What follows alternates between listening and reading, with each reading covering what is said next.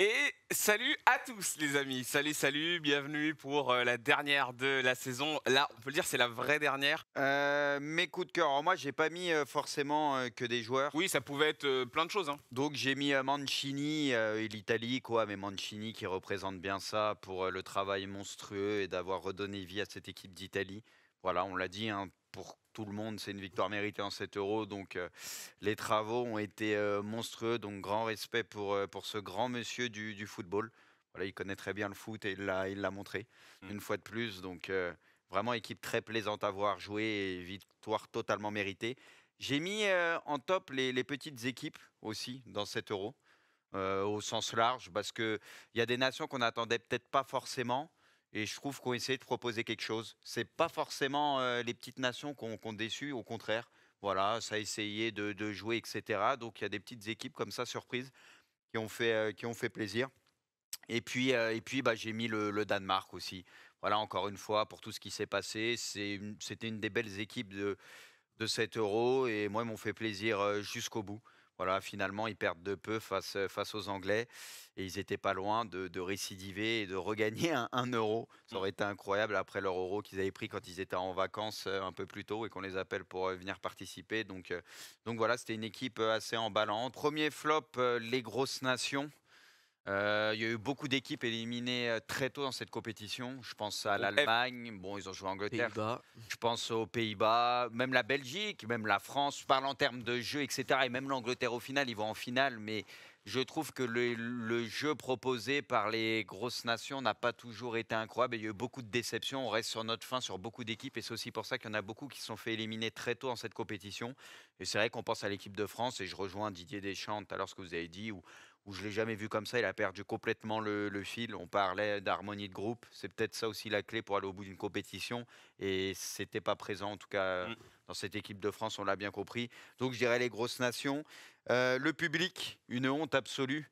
On a tous voulu non mais on a tous voulu le retour du public et cetera. Tu vois les Anglais, comment ils se sont comportés à Ah ouais, siffler c'est les vrai. hymnes, tu vois comment ils ont tous saccagé et tout. Ah ouais. C'est une honte absolue, mais ça, c'est de manière générale, c'est dans notre société aussi, dans la vie de tous les jours. Le respect, il est en train de mourir petit à petit et je suis scandalisé quand ça siffle les hymnes et cetera, où tu vois tout ce qu'il y a. Bref, Ah, c'est pas beau. des rigolos la plupart. Bon, c'est pas tout le monde à mettre dans le même sac, mais il y a beaucoup de guignols, il faut dire les choses comme elles le sont Inquiétant. et ça c'est pas l'image, ça va pas avec le foot et malheureusement, on risque d'avoir de plus en plus de choses comme ça, donc un scandale, absolu, voilà mon avis et pour finir en flop, l'organisation.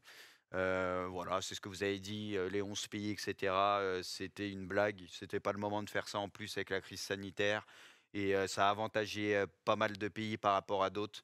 Donc voilà, on l'a dit, beaucoup de pays qu'on retrouve au bout, Ouais, bah, ouais. finalement, ont reçu, pas mal de matchs, dans cette compétition.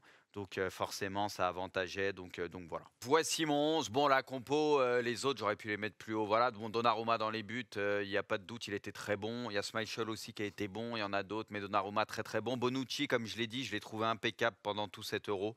Vraiment monstrueux. J'aurais pu mettre aussi Chiellini dans l'axe, mais perso, Maguire, je l'ai trouvé aussi impérial. Donc j'ai voulu le récompenser. À gauche, Spinazzola. Bon, malgré sa blessure, incroyable, pendant une bonne partie de l'Euro. J'ai Yacho qui aurait pu aussi rentrer dans ce 11. Ça m'a fait un peu hésiter. À droite, bon, Walker, là, j'avais pas trop de doutes. Lui aussi très sérieux, je l'ai quasiment jamais vu en galère. Hier, Emerson qui est passé à un moment. Il y a eu un petit compte sur lui, mais quasi personne n'a passé de l'Euro. Au milieu de terrain, bon, il y a pas vraiment d'équilibre dans mon 11, mais c'est un 11, c'est pour ça. Jorginho qui pour moi est exceptionnel. Voilà, avec Chelsea, il a fait une fin de saison de fou, il a fait un Euro très sérieux, en mode patron. J'aime beaucoup et à côté, Pedri, très jeune, pas beaucoup d'expérience, mais qui nous a fait un Euro d'expérience justement comme un vieux briscard, un mec C'est qui faisait incroyable. son 3 ou 4e Euro, donc bluffant et sûrement le présent et l'avenir du foot bien évidemment. Damsgaard aussi, un autre jeune qui a bluffé, tout le monde. Voilà, parce qu'il fallait quand même avoir des cojones pour passer derrière Eriksen et franchement sur les matchs, C'est bah, dingue, allez son coup franc aussi dingue. contre l'Angleterre, dans le jeu et cetera, ses prises de balles techniquement, la vision de jeu. C'est très, très fort, donc il m'a bluffé ce gamin, donc voilà. Chiesa à droite, qui est pour moi l'un des joueurs, les plus prometteurs, bon qui est déjà très bon, mais qui peut encore un peu progresser Et voilà, je pense que vraiment dans les années à venir, ça va être un des joueurs à surveiller, et même dès maintenant. Et puis devant, j'ai voulu mettre Chic parce que mine de rien, voilà, Un vrai euro. lui et Un son vrai euro. pays font un très bel euro. On les attendait peut-être pas à ce niveau-là. Lui, il a quasi planté à tous les matchs. Ouais. Vraiment très très bon.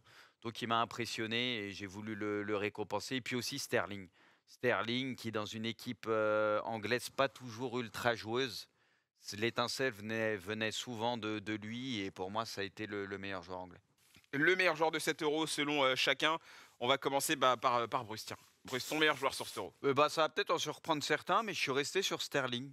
Ok. Personnellement, parce que Ah bah il y a un ordre. je trouve que c'était pas toujours facile de jouer dans cette équipe anglaise qui souvent a refusé le jeu et comme j'ai dit, souvent la lumière est venue de lui. Ouais. Voilà, et on s'en a beaucoup parlé, mais peut-être pas assez. Ça a voulu beaucoup mettre en avant Kane, etc. Et pour moi, Sterling, j'aime pas, ok, son côté un peu truqueur. Oui, il va se laisser tomber facilement. Il en a retenté un peu hier, etc. Mais ça fait partie du jeu. Mais honnêtement, je l'ai trouvé très, très en jambes. Et j'ai trouvé qu'il a fait un très bon euro. Et heureusement pour l'Angleterre qu'il était là, parce qu'en termes de jeu, c'était pas la folie. Et s'il n'était pas là pour dynamiser un petit peu tout ça, c'était pas loin du néant, je trouve. Eh, il a fini carbonisé hier. Hein. Moi, à la fin, il pouvait plus avancer. Hein. Honnêtement, C'était j'ai terrible. rien à lui reprocher Ouais, dans cette Non, mais euro. c'est Il la a tout preuve donné. qu'il a donné, Ouais. quoi. Vraiment. Ouais. Moi c'est la passion qui va parler. Spinazzola. Moi, j'ai trop aimé ce joueur. Je suis tombé amoureux de ce qu'il a fait sur cet euro. Donc, voilà. Franchement, il y a d'autres joueurs qui passent avant lui. Mais ce qu'il a fait, ce qu'il nous a proposé, exceptionnel. Franchement, Spinazzola, merci pour cet euro, Si- monsieur. Et bonne guérison, S'il vraiment. se blesse pas, j'aurais peut-être. Tu vois, s'il avait été comme ça jusqu'à la fin, je l'aurais peut-être mis, tu vois. Mais Ouais. après, c'est pas de sa faute. Il se pète à la fin, mais c'est vrai que à ce moment-là, à ce stade de la compétition, pour moi aussi, c'était le joueur de l'Euro. Mais mec, il était c'est incroyable. C'est au tour de Kanto du coup. Ouais, bah Fede Chiesa, tout simplement. Ah non, c'est vrai. Ah oui, pardon. Non. Pour ma gouverne, avant l'émission, je fumais ma clope en bas et Bruce il me dit t'as mis qu'un MVP et j'ai dit j'ai mis Mancini et Bruce m'a dit non mais un joueur et du coup je dis bah en joueur ce serait Chiesa mais du coup voilà peu importe que soit l'un ou l'autre pour moi ça me va. J'ai mis Donnarumma pour l'ensemble de son euro. Et c'est le relou. Et pour sa signature au PSG. non, pas du tout. C'est pas du tout pour ça. Non, franchement, voilà, encore un très gros gardien italien pour une décennie facile. Et Zach avait choisi Chiellini. Ok, très très bien. C'est au Oh, chat. et la coupe Mais non. amenée par Victor. Enchanté. Zal et sa couronne donc. Peut-on découvrir, les amis, le classement final Bravo, je suis pas dernier. avec Zal qui finit à 40 points, égalité avec le FC Guez.